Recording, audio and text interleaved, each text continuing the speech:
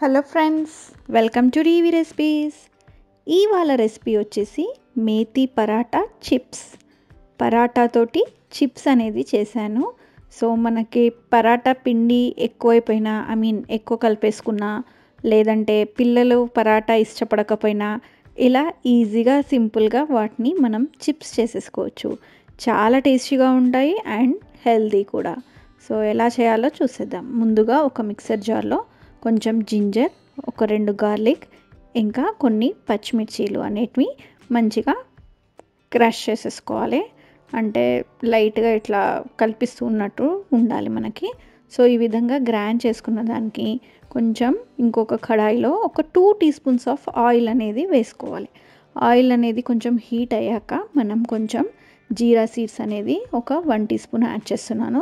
ఇందులో మనం క్రష్ చేసుకున్న జింజర్ గార్లిక్ చిల్లీ పేస్ట్ ఉంటుంది కదా, దాన్ని వేసి కొంచెం పచ్చి వాసన వెళ్ళే వరకు కొంచెం ఫ్రై చేసుకోవాలి. తర్వాత ముందుగానే కడిగి మంచిగా సన్నగా కట్ చేసుకున్న మెంతెంకూర ఆకులు, ఈ మెంతెంకూర ఫ్రెష్ మెంతెంకూర ఆకులని మంచిగా వాష్ చేసేసుకొని దీంట్లో వేసుకొని ఒక 2 మినిట్స్ వాటిని మంచిగా ఆయిల్లోనే వీటిని వేడి చేసుకోవాలన్నమాట. అది కొంచెం ముద్దగా మనకి దగ్గర వస్తుంది కొంచెం సేపు అయ్యే వరకు. అంతసేపటి వరకు మనం వాటిని కలుపుతూ ఉండాలి, లేకుంటే అడుగంటేసే ఛాన్సెస్ ఉంటాయి అన్నమాట. సో ఇలా ఈ స్టేజ్లోనే మనం కొంచెం వీటికి సరిపడా ఉప్పు, కారం అవన్నీ కూడా యాడ్ చేసుకోవాలన్నమాట. ఇక్కడ సాల్ట్ నేను ఒక 1 టీ స్పూన్ అనేది తీసుకుంటున్నాను. లైట్గా చిల్లీ పౌడర్ వేసుకోవాలి. కొంచెం మనం స్పైస్ ఎక్కువ కావాలి అనుకున్న వాళ్ళే ఇంకొంచెం ఎక్కువ వేసుకోవచ్చు. మనం ఆల్రెడీ పచ్చిమిర్చి వేసాం కాబట్టి కొంచెం తక్కువ వేసుకోవచ్చు. సో ఇదంతా కూడా మంచిగా అన్నీ కట్టేలా కలిపేసుకున్నాక కొంచెం గరం మసాలా, ఇంకా కొంచెం ఆమ్చూర్ పౌడర్ అనేది, ఈ ఆమ్చూర్ పౌడర్ వేయడం వల్ల మనకి మంచిగా పులుపు ఫ్లేవర్ వస్తుందన్నమాట. అండ్ ఇంకా కొరియాండర్ పౌడర్. సో మీ దగ్గరకి ఇంకా ఆమ్చూర్ పౌడర్ లేదంటే స్కిప్ కూడా చేసేసుకోవచ్చు. సో దీని ప్లేస్లో లెమన్ పిండితే అంత టేస్ట్ రాదండి, ఆమ్చూర్ పౌడరే చాలా బాగుంటుంది. సో ఇదంతా కూడా మంచిగా మిక్స్ చేసుకొని కొంచెం చల్లార్చనివ్వాలి. తర్వాత ఇంకొక బౌల్లో మనం ఇప్పుడు ఒక 2 కప్స్ ఆఫ్ గోధుమ పిండి అనేది తీసుకున్నాను. సో దీంతో కొంచెం బేసన్ అనేది కూడా ఒక 2 టీ స్పూన్స్ ఆఫ్ బేసన్ అనేది కూడా యాడ్ చేసుకోండి. దీనివల్ల మంచి టేస్ట్ వస్తుందన్నమాట మనకి పరాటాకి, కానీ లేదంటే ఇలా చిప్స్ చేసుకున్నా కూడా బాగుంటుందన్నమాట. సో ఇలా కొంచెం సాల్ట్ అనేది కూడా ఒక 1/2 టీ స్పూన్ చేసేసుకొని వీటిలో కొంచెం కారం కూడా వేస్తున్నాను. మంచి కలర్ వస్తుందన్నమాట పరాటాస్ అనేది. సో పరాటాస్ కాకుండా పరాటాస్ చేసి మిగిలిపోయిన పిండి ఉంటుంది కదా, దాంతో చేయొచ్చు. సో మీకోసం నేను ఇలా పరాటా పిండిని కూడా మిక్స్ చేసి చూపిస్తున్నాను అనమాట. సో ఇది ఇప్పుడు మనం ఫ్రై చేసుకున్న ఆ మేతి పేస్ట్ ఉంటుంది కదా, అదంతా కూడా దాంట్లో మంచిగా యాడ్ చేసేసి మంచిగా ఒక డవ్ షేప్లో మంచిగా సాఫ్ట్ డవ్ అయ్యే వరకు మనం వాటిని మంచిగా పిండిని కలుపుకోవాలన్నమాట.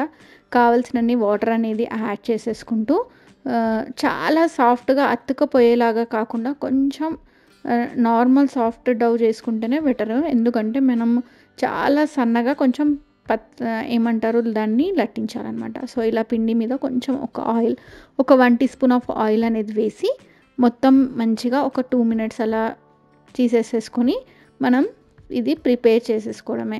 సో ఒక చిన్న బాల్ సైజు పిండి అనేది ఇంత తీసేసుకొని దాన్ని మనం చపాతీలు అంటిస్తాం కదా, సేమ్ అదే విధంగా చపాతీలాగా, కాకపోతే కొంచెం ఎక్కువ సన్నగా చేసుకుంటే మనకు అవి చిప్స్ అనేటివి క్రిస్పీగా వస్తాయి అన్నమాట. సో నేను చూపిస్తున్న విధంగా మొత్తం కూడా మంచి రౌండ్గా చేసేసుకోవాలి.